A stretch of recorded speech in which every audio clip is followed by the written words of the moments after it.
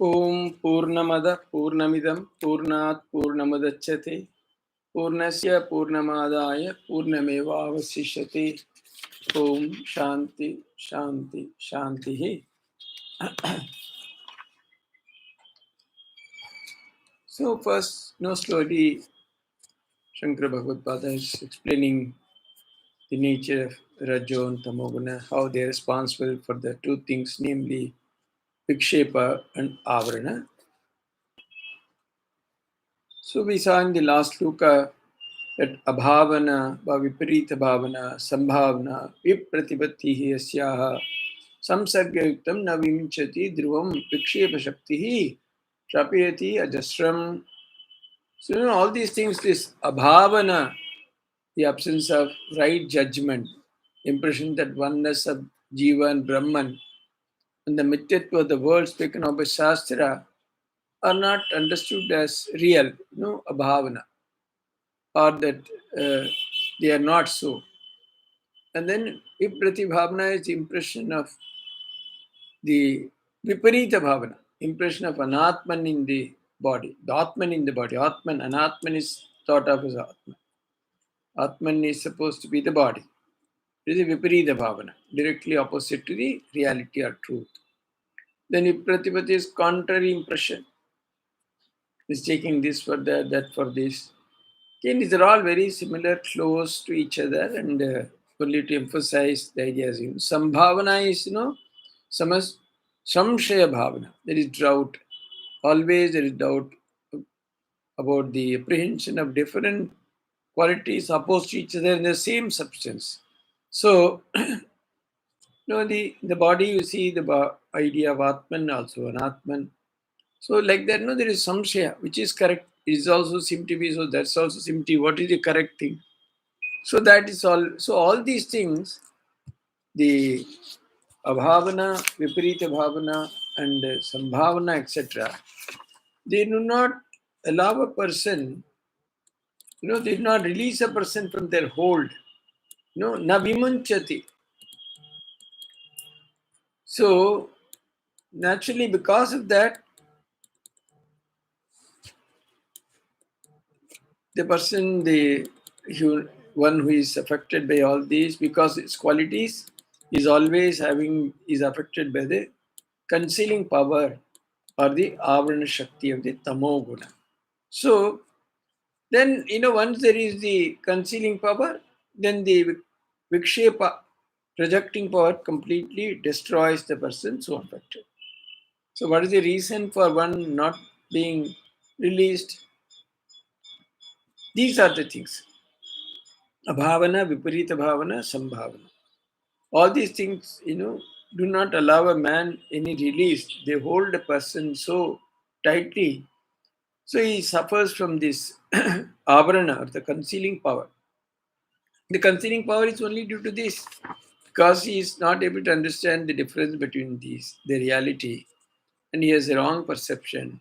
Does not believe that Atman and Brahman are one, Jiva Brahma, Aikya, all these things he has no conviction.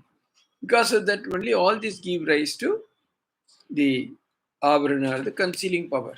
If you have the clear knowledge that there is rope and nothing else, there cannot be any sarpa. If you are very clear about the rajju, there cannot be any sarpa. So all these three are you can identify in the rajju sarpa udaharana. So this abhavana is the ability to discriminate that this cannot be sarpa, it's only rajju. This is only Atman, not an Atman. So that distinguishing power, abhavana, the absence of the right judgment. So that is one. And then viparita bhavana, mistaking the rajju to be the sarpa.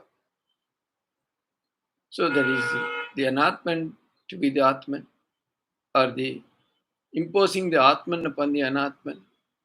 So because of that viparita bhavana, the wrong understanding, completely. And again, contrary impression also is same, like Rajju is imagined to be Sarpa. There is a contrary impression, contrary to truth. The reality is it is Rajju, but there is a contrary impression that it is Sarpa. So this, and then finally Sambhavana is always doubt whether it is this or that. Both are seen. There is twilight. Maybe it is Sarpa, maybe it is Rajju. There is doubt, and that also. So all these things ultimately lead to the Avarana Shakti or covering. Then the so that lead to the covering of the Rajju. Rajju is there first. Whether it's Rajju, can it be anything else? That bhavana, that clear knowledge is not there. So all these lead to the covering. They never release their hold on a person who has all these qualities. And once covering is there, and then the distortion. First, the Rajju is covered, the truth is covered, the Atman is covered, and then only the distortion of the or the emergence of the Atman happens. So the first is the Rajju is covered, the truth is covered, the reality is covered, and then the distortion, namely Sarpa or the Vikshepa, that happens. So it never releases a person from its hold like that. Then what are the effects of Tamoguna? Because they're all in other places also. Here he is clearly Ajnanam, Alasya, Jadatva, Nidra, Pramada, Mudatva Mukaha, Tamogunaha. So, ignorance, Alasya, laziness, apathy, Jadatva, sloth, in us as if always feeling some kind of, always tired, not willing to do anything. You've taken good rest, good food, everything, still always feeling tired. The sloth, the tendency not to indulge in any activity, not to take any effort like that. And then nidra, sleep, we also know. Pramada is negligence, not doing what is to be done, keeping quiet. Then mudhatva, foolishness. Mudatva mukaha tamoguna. These are all the qualities of the effects of tamoguna. All these are all happening because there is excessive tamas in a person. And then, etaihi prayuktyo nahi veti kinchit nidraluvat stambhavat eva tishtati. Etaihi prayukto nahi veti. A person who is subject to these, who is linked to these, does not know anything. Nahi veti kinchit. Like what? Nidraluvat. One is in sleep, in deep sleep, one does not know anything. There is total absence of knowledge. So a person who is full of these qualities of tamoguna is another example. He says, Thambhavat eva tishtati. Like a thamba, he is like a pillar is just standing. He has no idea of anything. I mean, like absolutely without any effort, without any initiative, without any intelligence. So, Vijnanam, Gita also says, Etat jnanam iti proktam ajnanam yadatonyata, anyata. See, this is said to be jnana. Etat jnanam. Ajnana is what is otherwise, or wrongly fancying meaning, etc. And then alasya is not taking any effort, laziness. Jadavat, absence of, again, not taking any initiative, in spite of being in good health, not doing anything, no tendency to do anything that way. The nidra also we know very well. The sleep is that where there is no experience, nothing, is total absence of all that. Complete concealment of tamas. That is sleep. Pramada is not doing something when one has the capacity to do it, or not being awake to one's duty. So pramada is not showing the right intent. Mudatva is foolishness. So these are the effects of tamoguna. One subject to these qualities of tamoguna does not know anything, even as a man in deep sleep knows nothing. He stands as a pillar without exerting in any way for his own uplift, not doing anything to uplift himself, or not knowing what is to be known when it is to be known, is all not doing what has to be done. It is alasya, pramada, etc. And then, thus, Rajas and Tamas are the total hindrances to one's spiritual uplift. That means giving it up completely, one should cultivate Sattva Guna. So, why Rajas and Tamas, etc., their effects are explained in detail, only to impress that they should be renounced, even as the expression Tato Dharma Jigyasa. Hence, the desire to know them. Otherwise, ought to be known only to renounce it. Now, Shankaracharya explains what is the nature of Sattva. Sattvam Vishuddham Jalavat Tatapi Tabhyam Militva Saranaya Kalpate Yatratma Bimbaha Pratibimbitas San Prakashayat Arka Ivakilam Jadam. So, though the Sattva is pure like clear water, Sattvam Vishuddham Jalavat Tatapi, it's pure like water, yet Tabhyam Militva Saranaya Kalpate. Yet because of its getting mixed up or combination with the other two, namely Rajas and Tamas, it makes way for samsara. It is this which leads to samsara. The mixture of Rajas and Tamas to Sattva is what it really gives rise to samsara. And then he draws a explanation here. That Atmabimba Pratibimbitasya. So it was the original Atmabimba, the original Atman, when reflected Pratibimbita sun, Prakashayat Arka Ivakilam Jagat, makes the entire inanimate world bright as the sun does. So, how the knowledge of the world arises is because of this, because the reflection of the Chaitanya in the Buddhi, that gives rise to the awareness of the world, etc. So, the water, when it is pure, when it is undefiled, so too Sattva is pure and undefiled. It combining with Rajas and Tamas, it makes way for samsara. So, the purity of the Sattva is explained Yatra Atma Bimba, that is, the Atman itself is the Bimba here, the original. And then, like a face whose reflection in an undefiled mirror is shown very beautifully. Atma Bimba, the Atman itself is original. It is like a face, it is shown clearly, that makes us reveal.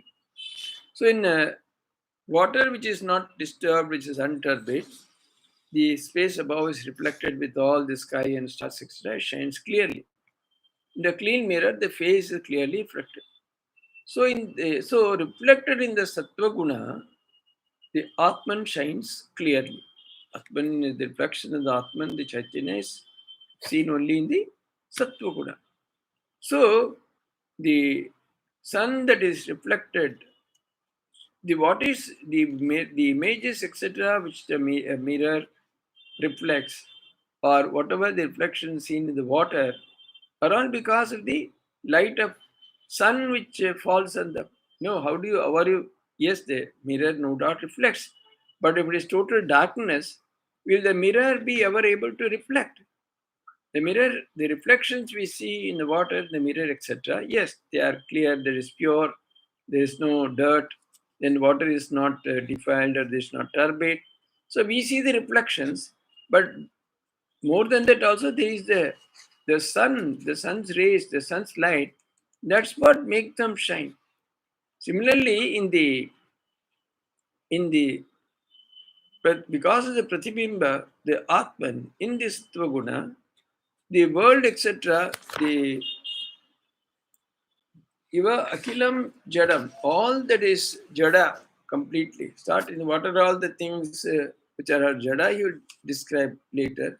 All that is starting from the Mahat, from Abhyakta, Mahat, etc., up to the Deha Pachanto. In between comes the Ahankara, Man, Buddhi, all that, everything, all the Anatman objects, they shine, they are revealed because the reflection of the Atman in the Sattva. The comparison is just as the mirror, etc., they have the capacity to reflect. Sattva is able to reflect because behind that is Atma. Similarly, the light, the water, or the mirror, etc., they are able to reflect because of the power of the sun. Sunlight is there somewhere in whichever form, that is what makes all this reflect. So, it's all reflected. Similarly, the entire world of objects, animated, inanimate, everything is all classified in the one heading called Jada, which are Achetana. They are all revealed because of the reflection of the Atman in the Sattva. That is the area. So, what is that? Though Rajas and Tamas exist, the qualities of Sattva unaffected by them are stated because the Rajas and Tamas are there, but then in spite of that, if they are not very, very dominant, see, supposing, we say in all, there's always an admixture of Sattva, Rajas and Tamas. There's a trace of Tamas, trace of Rajas, but predominantly Sattva. Then also many good qualities are there which remain unaffected. What are there? Mishrasya Sattvasya, Mishrasya Sattva. In Sattva which is mixed with the Rajas and Tamas a little, Bhavanti Dharmaha to Amanitadhya Niyama Yamadhyaha Shrajjata Bhakshisya Mukshita Daivita Sampatihi Asannivrittihi. So it is Asannivritti. Yes, Sattva, which is predominantly Sattva and with little mixture of Rajas and Tamas. What is its capacities? Sampatti, Devi Sampatti, it's called Devi Sampatti, is Asannivritti. It withdraws from that which is Asat. Whatever is Nivritti, withdrawal from that which is not Sat, Asat Nivritti. Then what are the qualities it talks of? Are complete Misrasya Tatvasya Bhavanti Dharmaha. What are the features of qualities? Are Amanita Adya. Amanita Adya, beginning from Amanita. Complete absence of pride and presence of Niyama, Yamadhyaha, Yama, Niyama, etc. And then Shraddha, faith, Bhakti, devotion, Mumukshita, longing for liberation. These are all called Devi Sampatti. So, Sattva is largely, it has a mixture of, here of course, Shankaracharya explains this as Misrasya Sattvasya. The Sanskrit Bharati's commentary says there's absolutely there is no tamas, there's only a trace of rajas in this. It's not the rajas, tamas, and sattva, it's predominantly sattva. There's a trace of rajas, but there is no tamas. Because you see, earlier also we saw tamas is the greatest root cause of all this that is happening due to ajnana. Without covering, the vikshepa cannot happen. That is why, those who have earlier also this was explained. Even in the case of jnanis, those who have got this knowledge or realization, there will be vikshepa. Everything, in the moment you see the world, that means the distortion is visible. That is, Atman is being shown as an Atman. But they will not delude a jnani because there is no avarana, there is no covering. Such a person has always the perception of the sattva or the Atman or the truth. That's why Thakur saw everything. After his realization, did Dakshineswar and all completely vanish? They were all very much there. But in and through them, the constant awareness of Atman or the Sattva, the truth was always there. Is it as if Chaitanya is peeping out from pillow cases like? So, the Avarana Sakti, the covering power, is completely gone. So, in a Sattva where there's a mixture of a little Rajas and practically no Tamas, that's what he says, and there's a change, even if they uh, Rajas tries to overpower, still the sattva qualities will not be completely lost. These are the things that they exhibit such a person. So, in the in the Gita also, there are 26 qualities of sattva guna that are spoken of. Amanitvam, adhambitvam, ahimsa, kshantirarjavam, acharyopasanam, shaucham, stairyam, atma vinigraha, indriyarteshu vairagyam, anahankarayeva cha, janma mrityu jara vyadhi dukkha doshana darshanam, ashaktiranabhiswangaha, putra dara grihadishu, nityancha samachittatvam, ishtanishchopapatishu, मयिचानन्य योगेन भक्तिरव्यभिचारिणी विविक्त देश सेवित्वम अरतिर्जन संसदि अध्यात्म अध्यात्म ज्ञान अध्यात्म ज्ञान नित्यत्वम तत्व ज्ञानार्थ दर्शन. So these are the 26 qualities that are spoken of. Amanitvam is humility or absence of that kind of pride. Again, adhambitva is also modesty. Ahimsa, we know that kind of non-violence, non-injuring anybody. Shanti, you can say patience. Arjam, this uprightness. Acharyopasanam, serving the Guru. Shaucham, there is purity. Stairyam is steadfastness. Atma vinigraha is self-control. And then Indriyarteshu vairagyam, absence of attachment to objects of senses.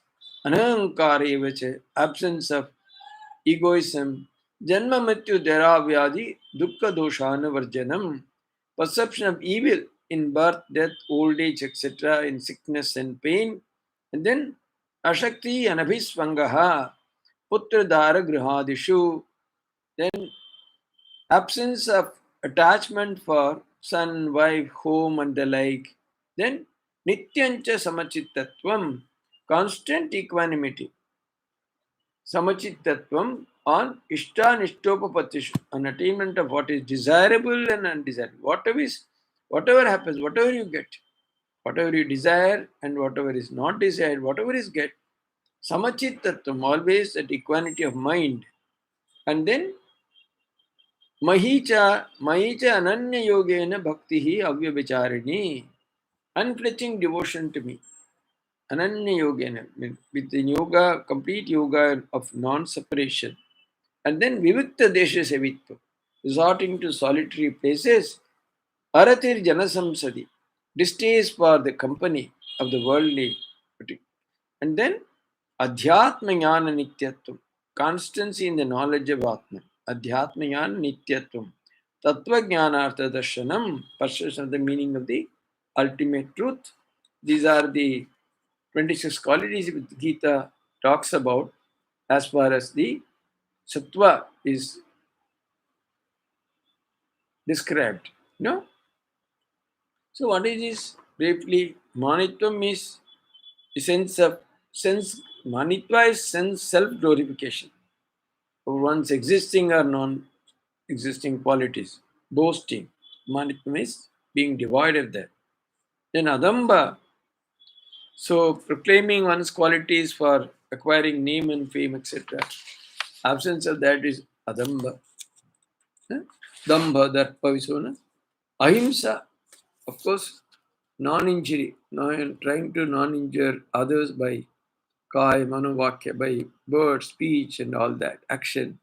Then Shanti is kind of, not being, you can say Shanti is patience also, and also you can say to others always that kind of a forgiving attitude, whatever they might have done, still we try to forgive.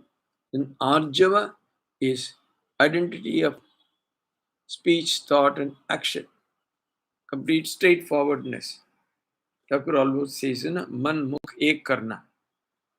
That is Arjava. Acharyopasana, then serving the teacher, following his Upadesha, etc. very correctly. And then the purity is not only external washing and cleaning, etc., and also the internal purity by avoiding the putting impurities in the mind through contact with sense objects excessively and so on, avoiding all that. So the purity of both internal and external types is totally is called purity. And Sthairya, endeavoring again and again, determined in spite of obstacles, the practice the means to liberation without giving up. All these qualities can be not only just to lead a ethical and moral life. If you interpret them as the quality necessary for a spiritual evolution, then we can even go deeper and say that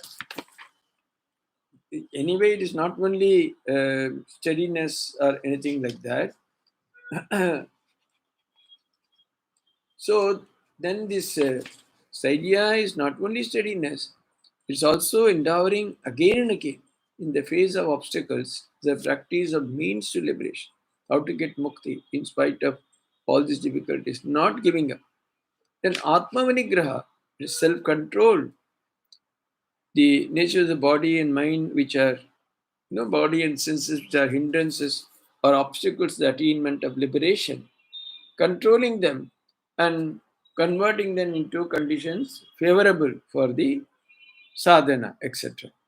And Vairagya is actually not only the desire of absence of desire for objects of senses and even to pleasures here and hereafter, even Swargadi also completely, the total disillusionment, total distaste, or kind of total absence of desire for all this. Huh? And then Janma, Mrityu, Jara, Vyadi, of course, it's birth, death, they're all obviously uh, uh, you're looking upon all that as evils. The whole thing is, the whole play consists in all these, the birth, death, old age, and also the pain, pleasure, etc. that happen.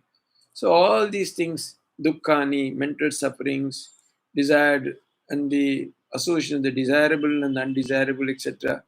So, several kinds of pida, dukkha, etc. All these are all actually great obstacles to sadhana. All these should be looked upon, therefore, as evils. Immediately, putra dhara grihadishu, desire, the attachment to all that obviously needs to be given. Then, so all these things, then bhakti also, what type of bhakti is talking about? Unwavering. Maicha ananya yogena bhakti hi avyabhicharini. That is unadulterated bhakti, complete pure bhakti, unwavering, exclusive devotion to me, avyabhicharini, not towards anything else. So, and of course, here they will interpret it as the devotion to the inner Atman, born of the conviction, I am the Lord, Vasudeva Sarvavidam, Samatma Sudurlabha, that I am this Vasudeva, I am the Supreme Atman. This this does not accept anything that is separate from oneself except the truth. So that kind of steadfast idea. And then Vivikta Devasavitvam Aratir Janasamsati, staying in a place which is pure, which is conducive to calmness of mind. Thakur also talks about Nirjanvas, going to a place of solitude. And also Aratir Janasamsati, not in the assembly of people who are given to sense pleasures, avoiding such company, avoiding worldly company, not liking worldly company. That's another quality. Then Tattva Jnana, Adhyatma Jnana Nityatvam, firmly established in the knowledge, which means knowledge refers to Atman, distinguish it from Anatman. So, Adhyatma Jnana Nityatvam, completely established, constantly analyzing the significance of these Brahma, these Mahavakyas, such as Tattamasi, etc., understanding them, continuously thinking about them. And then Tattva Jnanartha Darshanam, this is contemplation of moksha, which is the artha, the fruit of Tattva Jnana. What is the understanding of Tattva Jnana? Perception of the meaning of the ultimate truth. Yes, perception of the meaning of the ultimate truth is understanding what is moksha. which is the artha, the fruit of ultimate knowledge. Idea is only by contemplating on the fruit of Tattva Jnana will the effort to realize arise. Normally we are always attracted by fruits. What will happen? What shall we do? So if you constantly think about the fruits of the goal, ultimate goal, so that is why the tendency to do sadhana, tendency to pursue such a goal will be very strong. So, and then niyamaha, here it says, niyamadya, niyama, niyamaha, yamadyaha. So, what are the niyamas? Visa, saucha, santosha, tapas, swadhyaya. Then Ishvara Pranidhana, these are all niyamas. Niyamas are niyamaha. Niyama, what are the niyamas? Socha, Santosha, Tapas, Swadhyay, Ishvara Pranidhana. It's cleanliness. Then Santosha, complete satisfaction of whatever you get, whatever you have, not desiring to have these, that, etc. Contentment. And then Tapas, what are the different kinds of tapas. Here also earlier we saw Saganam Sarvadukkanam Apratikar Purvakam Chinta Vilaparisam Tatiksha Tapasim Titiksha. These are all very similar. So here tapas is austerity, and swadhyaya, scriptural studies, and Ishvara Pranidhana, always being devoted to God, dedicated to God. All these are the uh, engagements, all these are the practices, all these are the qualities which are the qualities of sattva guna. A person who is sattvic will have all these great qualities. So, santosha is whatever one gets, whatever accrues, not aspiring for, anything is okay. Only this much has come, yes. So, contentment. And then, tapa, of course, the disciplining of the body so that it is conducive for sadhana. Because constantly the body keeps on demanding. There is no end to its demand. So, naturally, to a certain extent, it has to be controlled by tapas.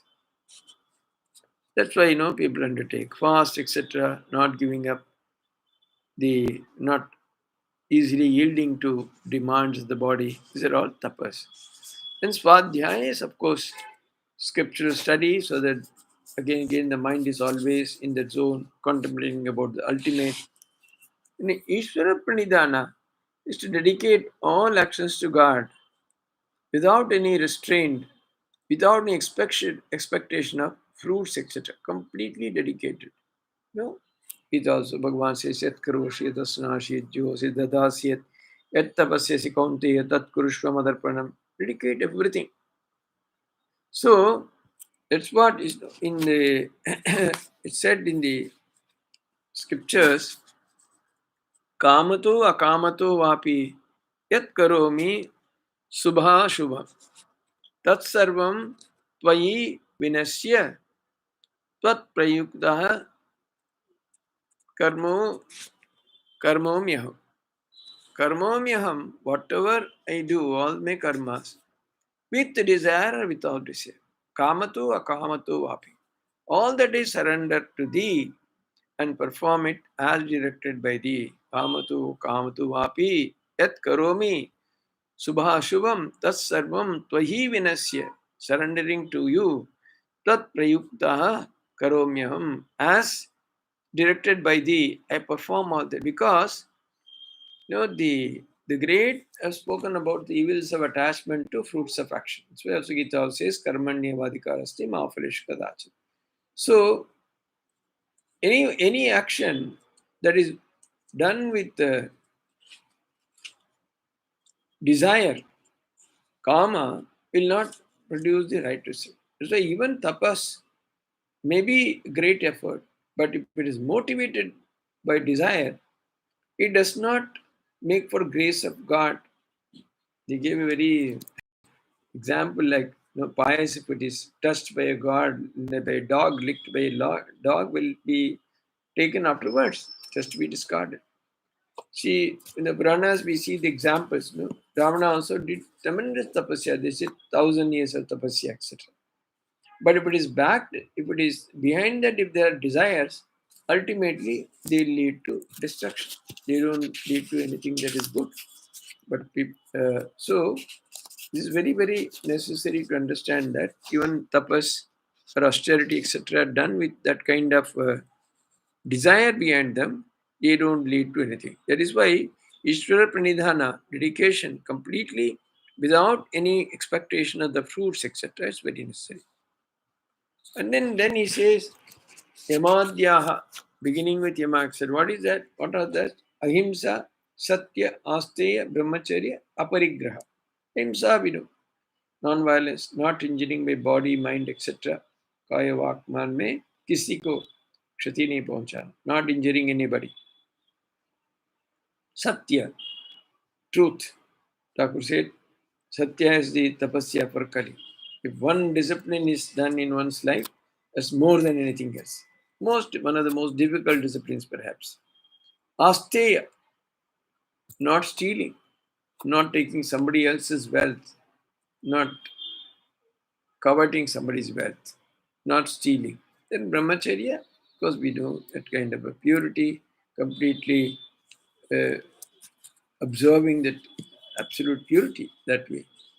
And then aparigraha, not accepting anything, gifts, etc., very easily from others, except what is the minimum needed for one body. That's why in the traditional, the greatest of the some of those great sadhus, they only take karaviksha. They don't even keep any patra for bhiksha. Simply karpatri. They say karpatri. We have seen some sadhus they call karpatri. They go with that. Whatever is given, bas. That's all. Whatever your hands and hold. So no possessions. Aparigraha. Not like keep on accepting gifts from everybody. So yamadhyaha, then that means not only yama, all the other things, because yama, niyama, then asana, pranayama, pratyahara, dharana, dhyana, samadhi, all those things are completely included, all that.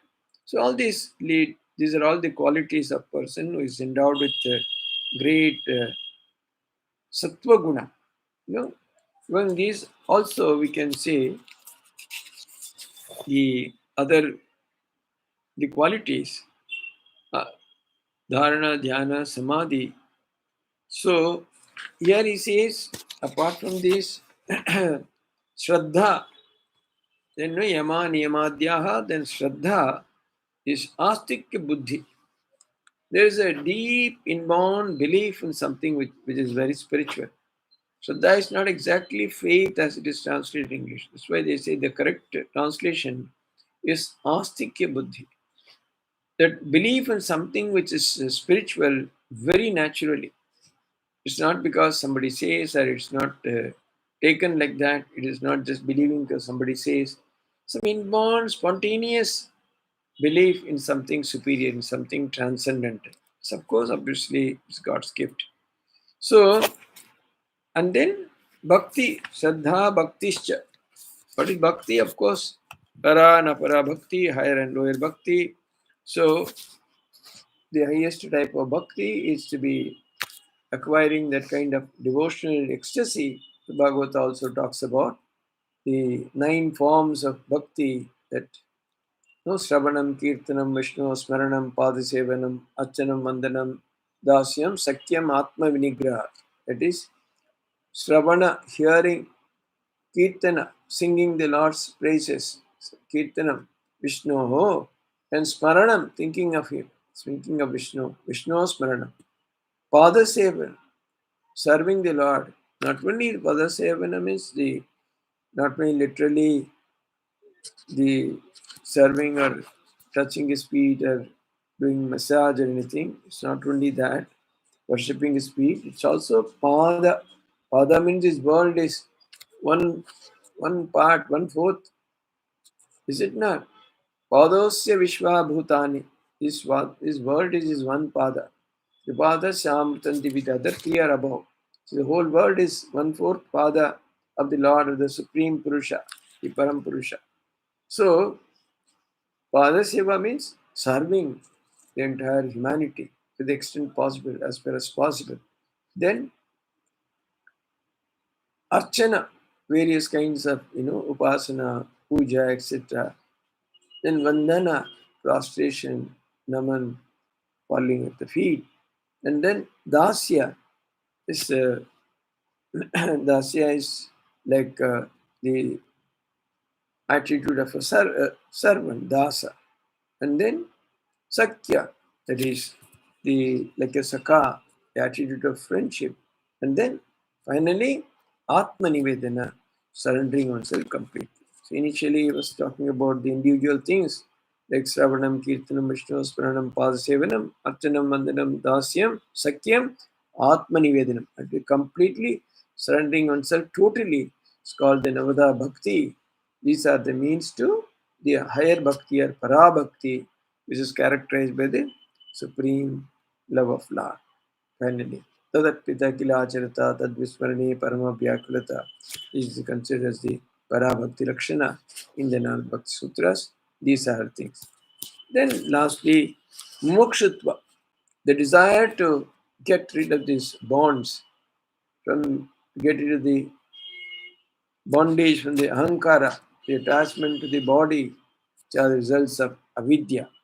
So, Moksha has a desire for liberation, understanding that we are in a state of bondage, we need to get over it, we need complete mukti from this terrible condition. So these are the qualities, and then these are all called Devi cha Sampattihi. Devi cha Sampattihi Asannivrittihi. That we'll see. So again, Devi Sampat also is explained very beautifully in the Gita. So we will take up this Devi Sampat next week.